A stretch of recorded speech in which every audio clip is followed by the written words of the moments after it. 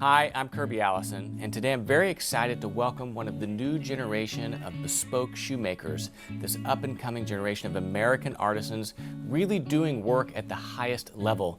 I have Francis Waplinger here in the office. He's come and joined us from New York, and I couldn't be more excited. So Francis, hey, thank you so much for joining us here at Kirby Allison and bringing your beautiful bespoke shoes. I mean, just looking at these, I have to say, are absolutely exceptional. I mean, these are of the highest quality and caliber, and so I'm really looking forward to kind of getting into your story, your history, and really kind of the nuances that you put into your bespoke shoes. Well, thank you. Thank you for having me here. It's a pleasure to be in the studio with you. Yeah. And I'm looking forward to our conversation. Yeah, absolutely. So, I mean, you kind of tick a lot of boxes on being unique, right? I mean, you are a bespoke shoemaker, which here in the United States, there's probably less than 3, right? Yep. And in the world, it's kind of, I mean, there's, I guess, more and more bespoke shoemakers every day, but it's still a fraction of what it was 30, 50, 100 years ago. And, I mean, you were trained in Italy, right? So, again, bespoke shoemaking is a little bit skewed towards kind of the English tradition, but here you are, you spent a few years in Italy learning your trade, and then came back to the United States to really do your work. Yeah, that's right. I was in Italy 3 years, training there, partly at a school, partly in a workshop. And when I came back, I just kind of continued what I had been doing and slowly building my business. Yeah. And yeah, the goal is to make beautiful bespoke shoes. And doing it in the U.S., it is kind of, I hate to say lost art, but yeah, I mean, it just kind of fell by the wayside. And most Americans, if they think of bespoke footwear, they're thinking England, Italy, France, now even Japan is on, the radar of American men and some women that are looking for that product. So I'm trying to do something different and just bring it back here. I mean, I grew up in the States. I'm American. I would have loved to stay in Italy. Yeah, we all would have. But yeah, so I'm back in New York, and this is my work. This is what I'm doing. Well, how do you merge those two backgrounds? I mean, of course, you studied in Italy under an Italian bespoke shoemaker. Mm-hmm. You're here in America, your clients are American. How have you kind of merged those two worlds into, what would be your kind of, Francis Waplinger's aesthetic? Merging those two worlds, I mean, when I first came back to the States, I was, very inspired by all things Italian, with the footwear, the food, everything.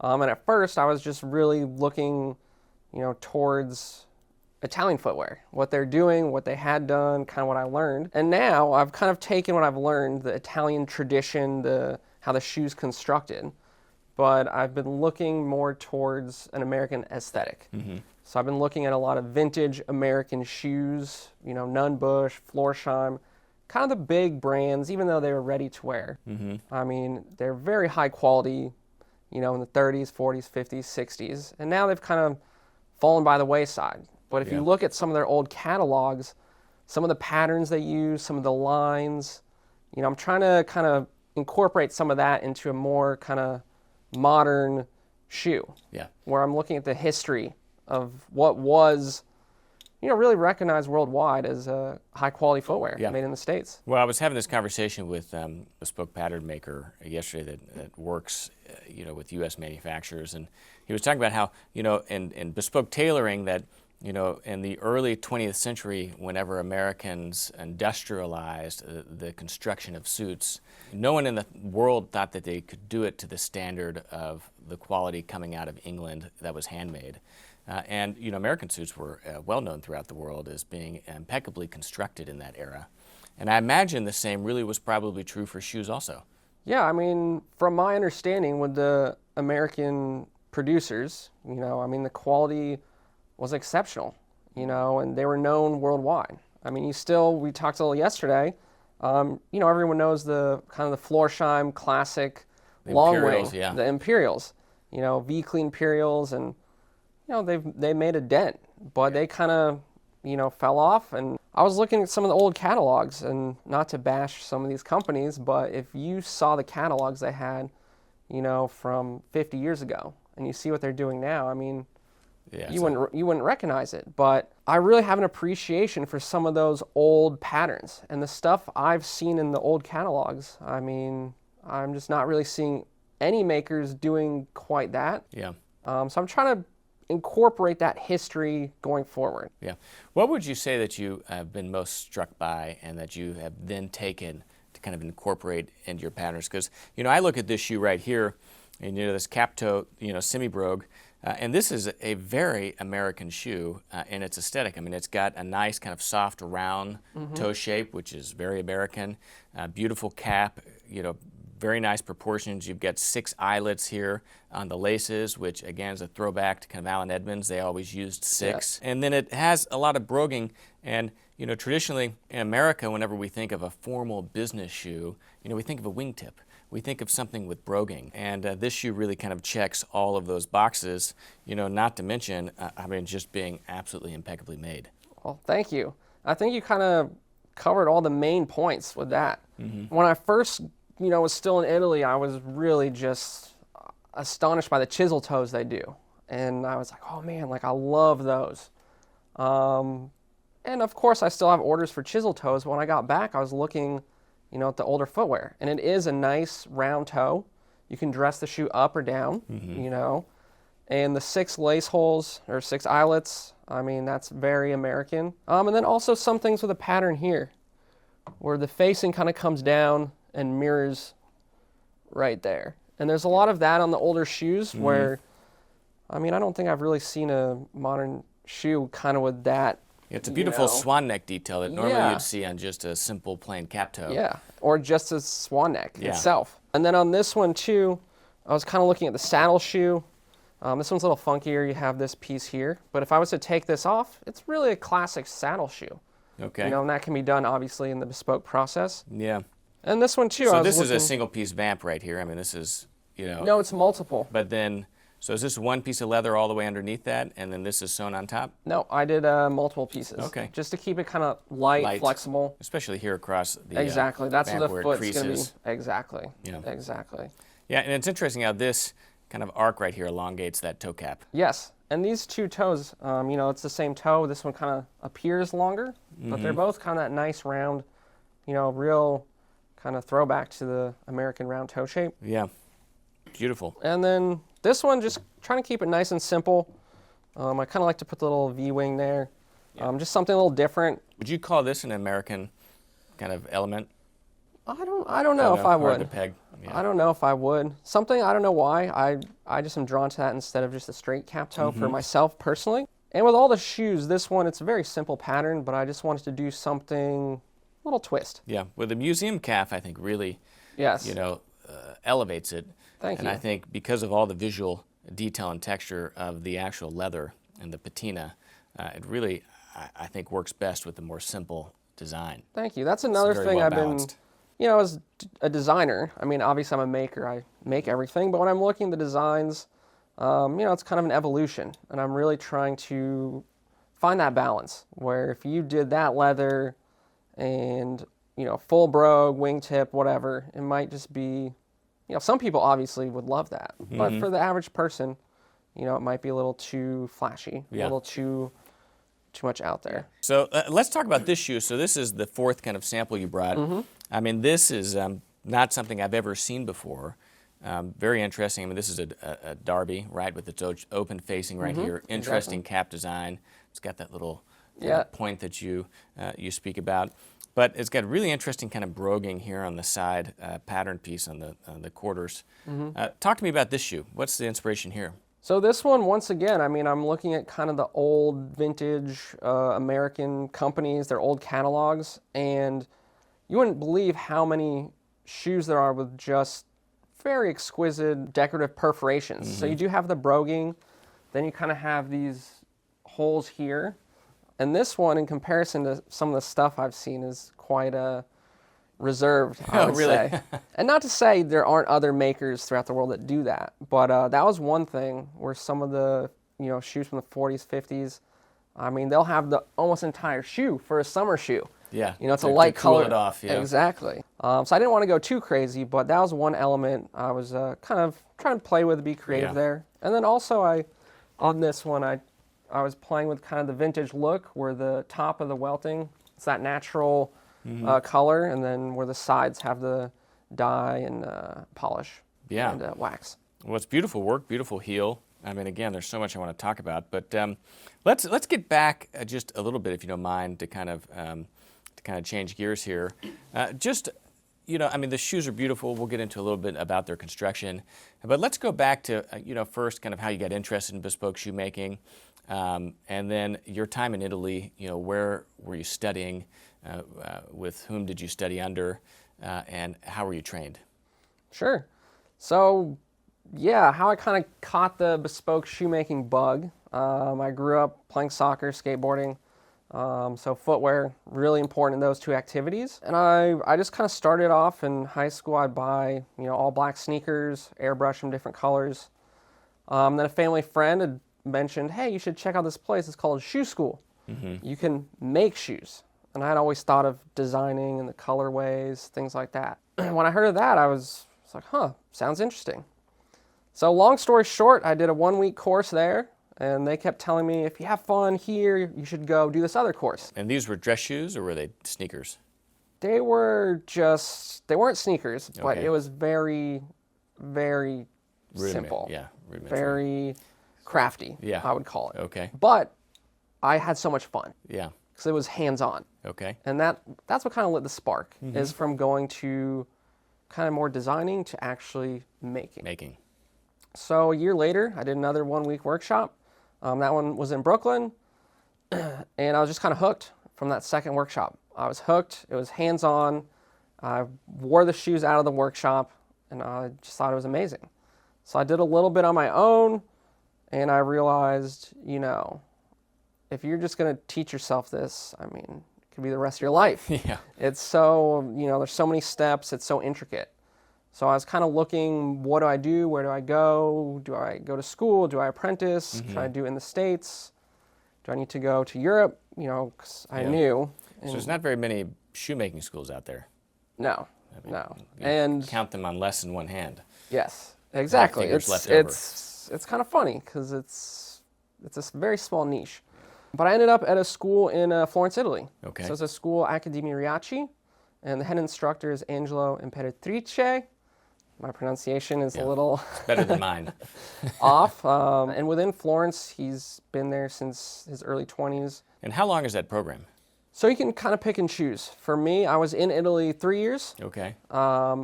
In the classroom at the school, that was 2 years. Okay. And then through the school, I had an opportunity to work with Roberto Ugolini in his workshop. Okay.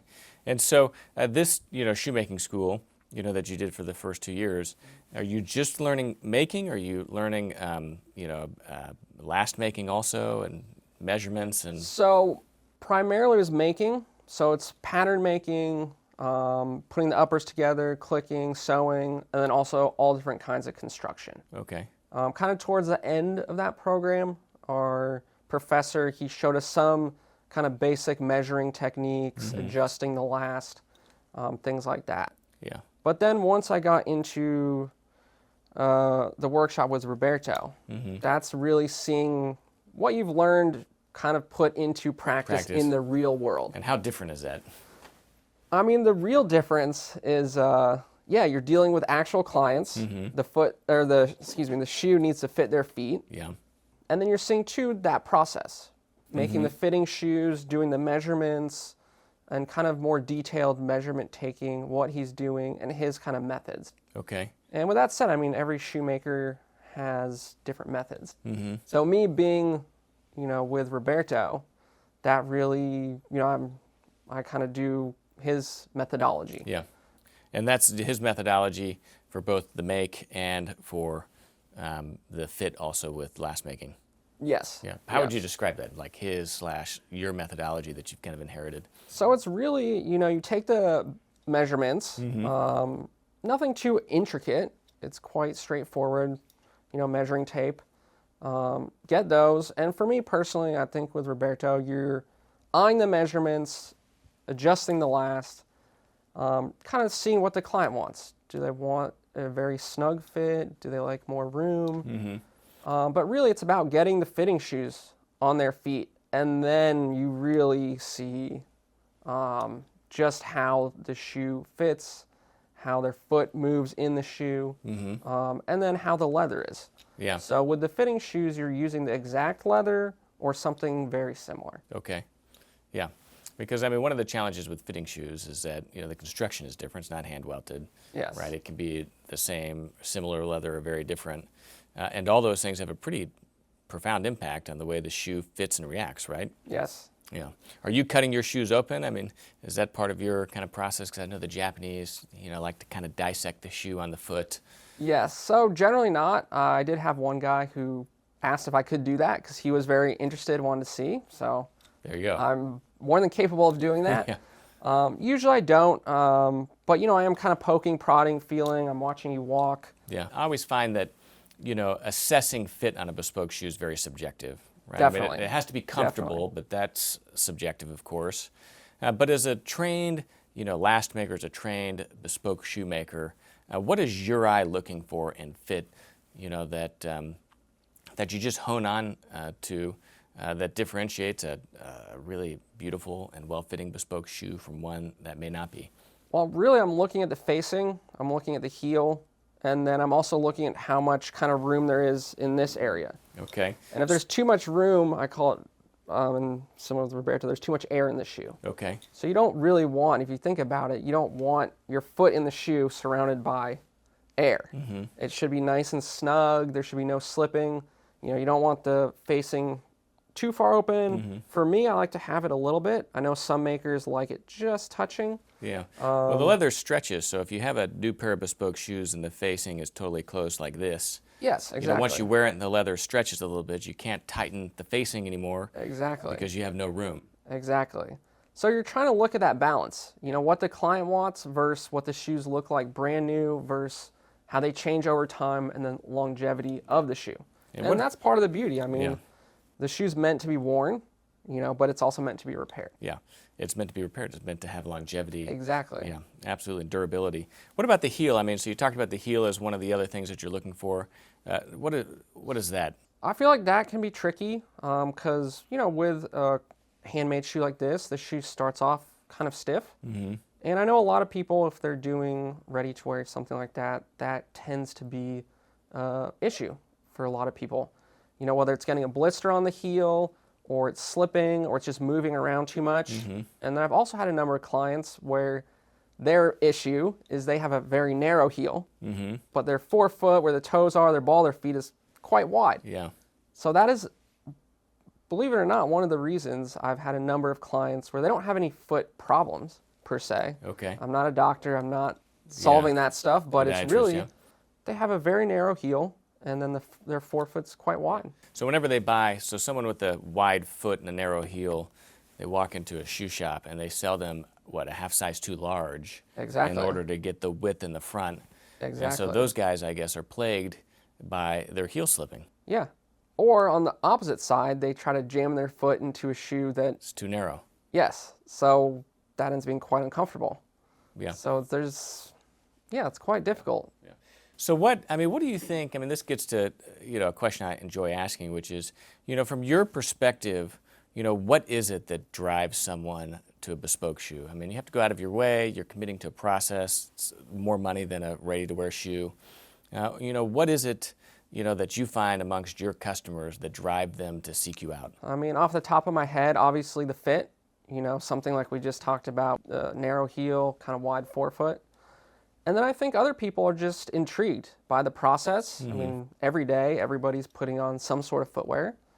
And I think somehow they've heard about bespoke shoes or custom shoes, and they've just kind of like myself. I mean, they're not going down the rabbit hole of making, mm-hmm. but they're kind of going down the rabbit hole of just being intrigued by craft. Yeah. And, in a world where now everything's mass-produced or fast fashion, or even with a computer. I mean, everything's instantaneous. It's mm-hmm. kind of taking it slow and kind of, in your own way, going down a different path. Part of going the bespoke route, you get to meet the person that's making the shoe. Mm-hmm. You have a relationship. And then the other thing is, you can customize, your footwear to pretty much whatever you want. Yeah. And so it's kind of that kind of combination. Whereas we can sit down and I can talk to you about what you're looking for in your shoe, if you have some design ideas, some colors, and then obviously there's the people that just want to look good, dress well, and they do want that customization for their attire. Yeah. I mean, one of the things that I find about bespoke shoes is that, it's really kind of hard to comprehend just the difference in fit and the magnitude of that difference until you experience it. I mean, most of my shoes now are bespoke, and whenever I go back to ready-to-wear, even high-quality ready-to-wear, I'm always a little struck by just how much room or air, as you would say, there is in the shoe.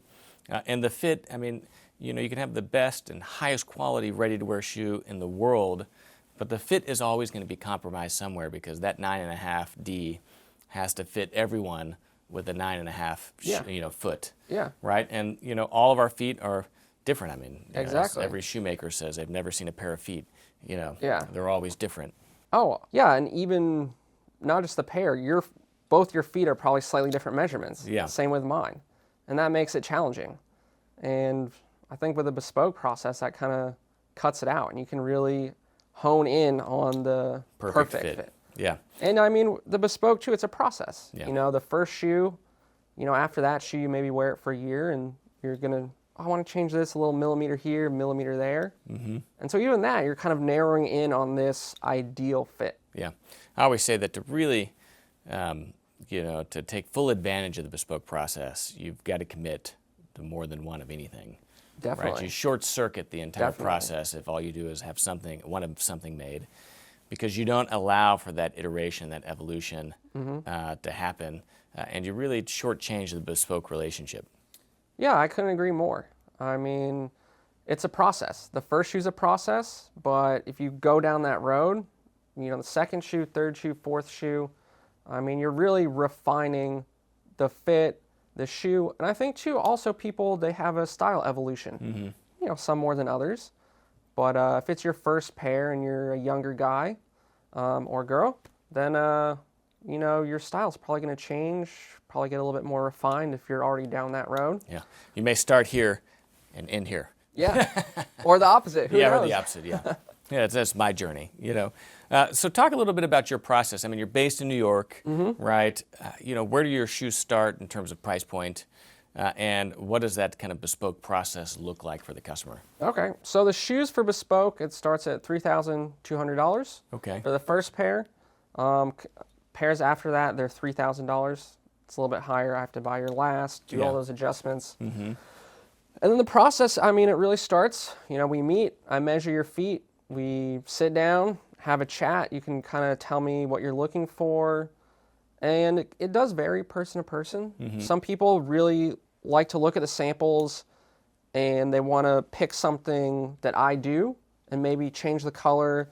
I've had a few guys where they just want the straight Captoe on this model, changes like that. Or recently there's a gentleman who I made some wedding shoes for him. Okay. So he wanted something very simple, but he wanted a midnight blue patent leather. Okay. So you can't really find that in the store. And that was one of the reasons, he's like, I want this color. Yeah. We did a very simple classic shoe, but that was the color in that material. Okay. So yeah, we kind of go over that, and it's, picking something I've done, or you can come to me with your own ideas. And then from there, I'll make a fitting shoe, and we'll do some fitting shoes. On average, it's probably about 2 fittings. Okay. Depending. Some people's feet, they're a little bit more challenging just to kind of get the fit right with the curves of their feet. Other people, for whatever reason, it's just... just nail it. Yeah. Yeah. And what is the making process? So, these are fully handmade, but for someone that's not maybe familiar with what a fully handmade shoe is, kind of talk through, what is it that is made by machine and what is it that you're doing by hand on this? So for me, I generally start with the standard size last. Okay. And then I either sand it down or build it out. Okay. So I'm getting kind of a standard toe shape, standard size based on your measurements. Which is very common these days. And that more too, it's kind of the Italian process, if you will. And then I carve it down build it out for you based on your measurements. I'm always checking your measurements. And then with that, I have insoling sheets, your insole out, stretch that onto the bottom, and then patterning. So I'll pattern that out for you.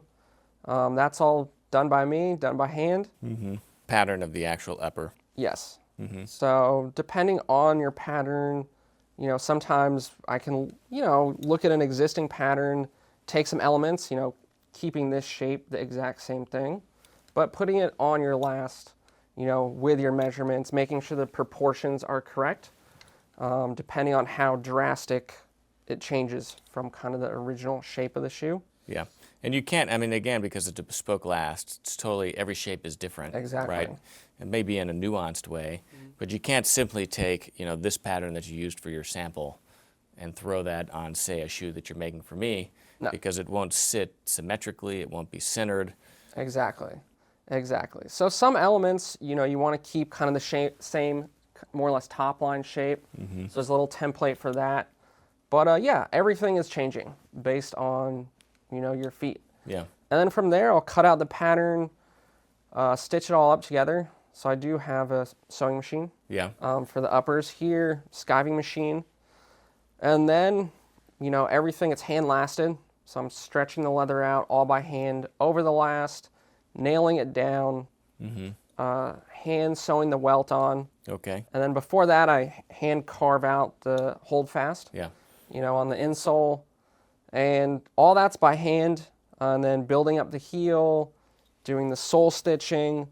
I do have a small sanding machine just to save a little bit of time and energy. On the edges and heels. Exactly. Yeah. But then once I kind of carve the shape down, get the, the basic form of the heel, then I go back in, hand rasp, hand sandpaper, glass, and then the edge irons. Yeah. It's beautiful. A well-finished edge and heel is like that final frontier and final touch of a bespoke shoe. And beautiful kind of fudging right here. Beautiful work on the outsole. Thank you. What stitch density are you using? Oh, man. I don't have the exact number. I believe it's around 14, I want to say. Yeah. We can always get a measuring tape out if you measure want. this and count. One of the things that I like is, I've got one, I think the pair I'm wearing is at like 16.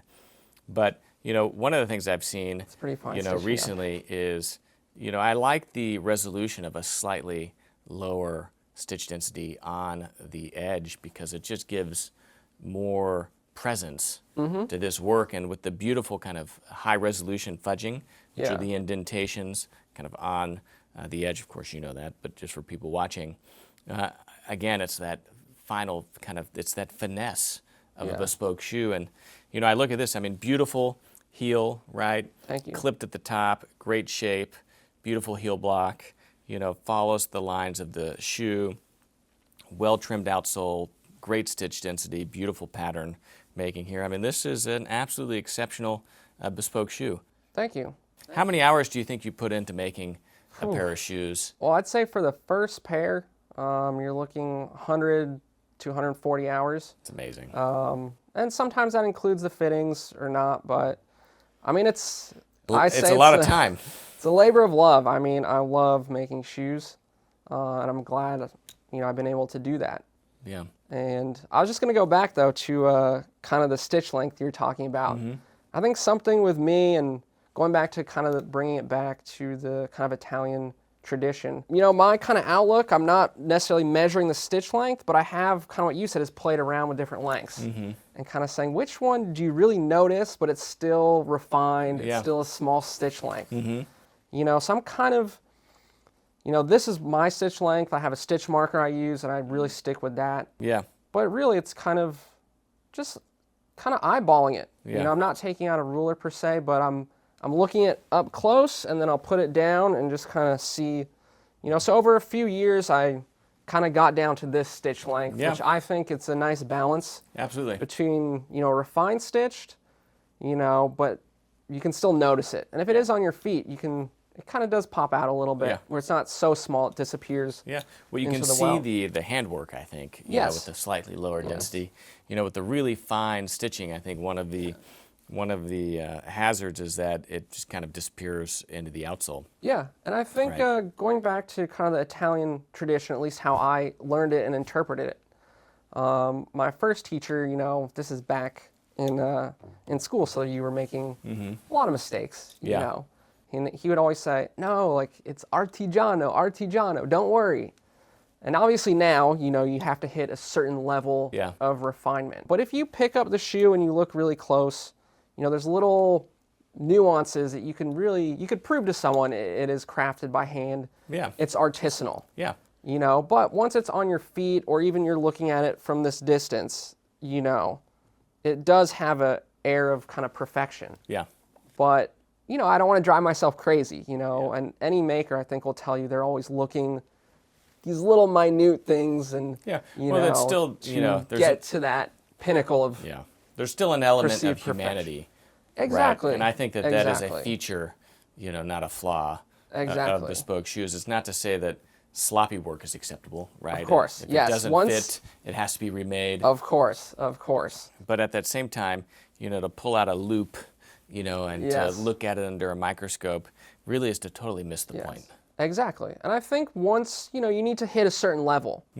But once you're at that level, there's room for different interpretations of, what is perfection, if you will. Well, the Japanese and the English are two great examples of kind of different ends of that spectrum. Exactly. And then you can throw kind of the other regions known for their making. And, everyone needs to hit that level. And then once you're there or above it, you can kind of, you have room to play around a little bit, I think. So what about shoe trees? Are these fully lasted? Are you making these, sending them out? So these ones, they're kind of semi-lasted, if you will. Okay. Because they're a standard size shoe tree. Okay. So I'll sand them down and I'll make them fit. The toe shapes are more or less lasted. Okay. And if there's a lot of modifications, I'll order, a half size or size bigger. Okay. Just to make sure, it's really doing its job. But that's one of the things too, being in the States, my background isn't per se last making, shoe tree making. But that's what I learned to do in Roberto's shop, was you're making all these adjustments. It can be quite tough finding, I can't just go down the street and someone makes shoe trees for me. I would have to send those overseas. Yeah, well, and it's not local post. Yes, and that's something I really would like to kind of explore more down the road, is how can I, get a bespoke shoe with a shoe tree that is 100% lasted. I kind of need to go down that road. Yeah. But if you want to pull it out, you'll see that these are Well, I'm not going to pull it out, but it fits well. And as long as, you have enough support here, kind of along the facing and through here, it's fine. I mean, the point of the shoe tree is to flatten the shoe, right, so that it dries without that natural kind of bend in it. And, you can overthink a shoe tree, right? Yes. And yeah, as you said, I mean, it just needs to reshape the shoe, take some of the moisture out. Yeah. So are you building the heel blocks up by hand also and kind of layering that together? Yeah, those are all built up by hand. Yeah. And different heel shapes, I mean, again, that's kind of getting into some of the nuance of bespoke shoemaking, but is that, this heel slightly larger relative, to the back of the shoe than maybe this one? That's kind of a professional call on your point whenever you're making it? Yeah, it's trying to show a little bit of variation on the samples. I love the seamless back. Thank you. I think that's an element too. This one there is kind of the seam back there, which I could have done seamless, I guess, but for that one I think it worked, but these other ones... Nice pattern detail, I mean. Yeah, I think these other ones, that's one, it's a small detail where you can tell it's bespoke and or handmade, I guess. But for me, I like those little details, I think. And it's straight. I mean, I've seen bespoke shoes where this is like going up and to the side, where it's not aligned. So again, really super nice and clean work. So how does someone that's interested in having a bespoke pair of shoes, made from you, you're accepting new clients right now? Yes, I am. And what's the best way for someone to get in touch with you? Best way is to shoot me an email. Okay. So if you go to my website, just franciswaplinger.com, I have a contact page, and you can shoot me an email. Instagram also? I'm on Instagram. You can DM me on Instagram, shoot me an email. My phone number is on the website. You can give me a call, But I think usually it's nice to receive an email first, kind of give me a little background about what you're looking for, where you live, and then, you know, we can always FaceTime, chat on the phone, and kind of get more into details. Yeah. Will you travel to see clients? I mean, if a client's in LA, it's like, I'm not going to New York anytime soon. So that's one of the things, you know, with COVID situation now, but even before that, you know, the U.S., it's a huge country. And if I have somebody in LA who's interested, I mean, I really, unless they're going to pay for my whole trip, I really can't fly there to meet one person. Yeah. So being in New York, a lot of people do come to New York, you know, once, twice a year. But what I've been working on now is doing a kind of a made-to-order option. Okay. Where I have some standard size fitting shoes. And I'm happy to send those out. You can try them on and kind of pick what size fits you best. And if there's something that's not quite right, you're able to purchase the last, then it's your last. I still consider it made to order. And I will put a few adjustments on there. You can feather it a little bit, and it's still MTO. Yeah, but still handmade, hand welted. That's correct. Okay. And then you can pick, you know, the style, the leathers, things like that. And once I do put the adjustments on, you know, I'm happy to do another little fitting shoe, send that out.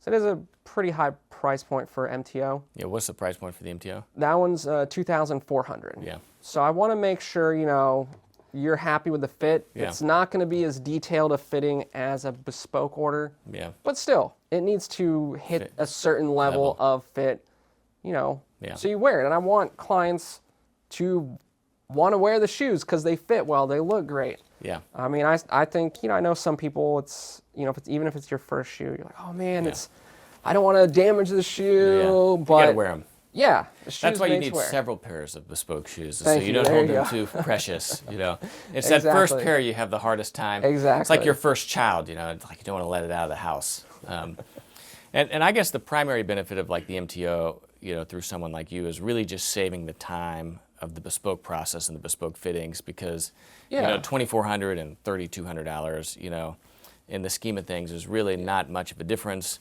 And with bespoke, you pick up a pretty significant difference in just fit precision, but you have to be committed to the process, right? Yeah, and that's why the price difference isn't so much, because the biggest difference is the fit and picking different toe shapes, things like that. But it's all, I mean, the construction process, exactly the same. It's the same. Yeah. It's the same amount of labor for that final pair. Yeah. So before we go, I'm just checking out your shoes. We were at dinner last night, and they were very striking. A few people, you know, came up and, you know, complimented you on your shoes. You know, talk a little bit about these. I think it's always fascinating to see, you know, what a bespoke maker chooses to make for himself. Sure. So these shoes, I mean, they're a little bit experimental. I'll tell you about that. But the last they're on, it's actually a last that I purchased when I was a student, one of my first lasts, and I made a few shoes on the last, then I got really excited with chisel toes and a little trying different stuff. But I kind of went back to this original one. Okay. With the round toe. I've adjusted a little bit. And then also with this leather here, it's a goat leather. It's ultra soft and it's tanned in upstate New York. Okay. So I wanted to try, you know, something local where I could, you know, get a local tannery to do something. And I really liked the texture they had on that. And I said, you know what, I'm just going to try it. Because all the leathers I order are coming from Europe. Yeah. So a little fun project for me, something a little funky and also a little experimental. Yeah, I mean, very Italian aesthetic, high tongue, you know, sharp lines, sharp kind of corners on the pattern work. Yeah. But you know, beautiful pair of shoes. Thank you. Yeah. Thank you. Yeah. So that's all so interesting. And so, I mean, here you're in the United States, you're kind of on an island by yourself, right? Because there's not a very rich tradition of shoemaking here. You know, in your traditional British, you know, bespoke shoemaking workshop, you know, you've got a last maker, you've got a pattern maker, you've got a clicker, and you've got a closer. I mean, you've got probably 4 or 5 people that may touch a pair of shoes. How is it that you approach this, you know, being someone that, you know, is here kind of doing your own work here in the United States? One of the things, you know, we talked about briefly is, the English tradition is very specialized, and that's great. There's nothing wrong with that. That's kind of how it is. When I was in Italy, I kind of saw that difference. Okay. Where there's less specialization. The makers are kind of doing more of the whole process. And I knew when I came back here, I would kind of be on my own. Yeah. So I was really trying to learn as much as I could about the entire process. Okay. So are you making the entire shoe yourself? I mean, Yep. from, the last making through pattern making, clicking, closing, Everything. Yeah. Everything. Which is really quite rare. I mean, absent a few shoemakers out there, and maybe you have more these days, but probably not as I think about it. I mean, I've got a few that I can think of off the top of my head. I mean, Dimitri Gomez in Paris, but most of I can't think of any British shoemaker that does it all himself. So part of the uniqueness of a bespoke shoe from you, Francis, is that your hands are the only hands that touch this. So in suit making or bespoke, it would be bench made, right, where it's all done by one tailor, and here this is all done by you. Yeah, I mean, right now I'm a one-man show. Yeah. So, and I really enjoy that too. If I'm sitting doing the construction, my back's getting sore, but then next thing I stand up, I do some pattern stuff on something else. So it kind of keeps, I feel like I'm doing everything. So it keeps me busy, keeps my mind occupied. And I really don't get bored. Well, it certainly gives you more control over the process, right? Because it's your standards and your objectives all the way through. Definitely. I think there's definitely some challenges about doing it that way. And then that's kind of another thing that maybe it's a positive thing. Yeah. And a buddy of mine kind of said, it's more like being a vet as opposed to like a brain surgeon or heart surgeon. With a vet, you don't know what animal is going to come in the door. You kind of need to be able to do everything. Do it all. Yeah. So, and I kind of knew that a little bit coming back to the States, but there's definitely been some challenges, whether it's making or just sourcing materials. Yeah. And you're doing, lace-ups, derbies, casuals, like loafers, boots, kind of the entire gamut. Yeah, I mean, there's a few things I'll steer away from. Zippers, for example. Yeah. I've seen some just nightmares with that. And I feel like obviously there are bespoke shoes out there with a zipper, but for me, it's not really my aesthetic either. Yeah. Okay. And how many pairs of shoes do you think you can make a year? I mean, how many? The aim right now, it's to get up to 24 pairs a year, so 2 pairs a month. Yeah, which is pretty exclusive. I mean, that's, Yeah, it's very exclusive. I think realistically, if I tell a client, I'm going to have the finished pair between 6 and 8 months for your first pair, I really want to stick to that timeline. Yeah. So I don't want to have too much of a workload where things are getting backed up. And maybe down the road, I would have an apprentice, an employee at some point, then I could produce a little bit more.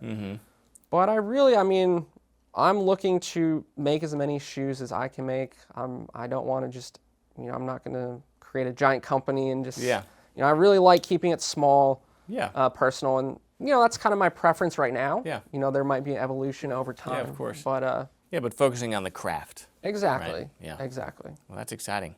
Well, Francis, hey, thank you so much for coming to me. the office, and best of luck. Thank you. So Francis Waplinger, part of this new generation of bespoke artisans that we see coming of age here in the United States, it's really exciting. I mean, for the longest time, you saw the average age of someone that was a bespoke tailor or a bespoke shoemaker, really creeping dangerously up there, where it really kind of threatened the future of the actual industry. So I couldn't be more excited and really more supportive of these younger bespoke artisans, really striking out on their own and doing work the highest quality. I mean, these bespoke shoes, again, are as well made as anything I've ever seen. And to have this level of work done here in the United States not only is unique and special, but it's very exciting. So if you're interested in a bespoke pair of shoes, I couldn't encourage you more to go check out Francis's work. You can see it on Instagram, you can see his website. We've got all the links to how to get in touch with him in the description of this video here. If you like this video, give us a thumbs up. It's how we know that you'd like to see us film more content like this. Leave some comments in the description below if you have any questions.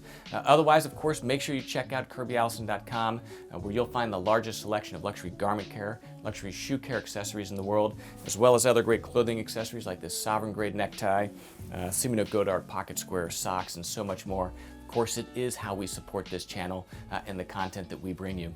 Otherwise, I'm Kirby Allison. and I love to help the well-dressed acquire and care for their wardrobes while exploring the world of quality, craftsmanship, and tradition. Thanks for watching.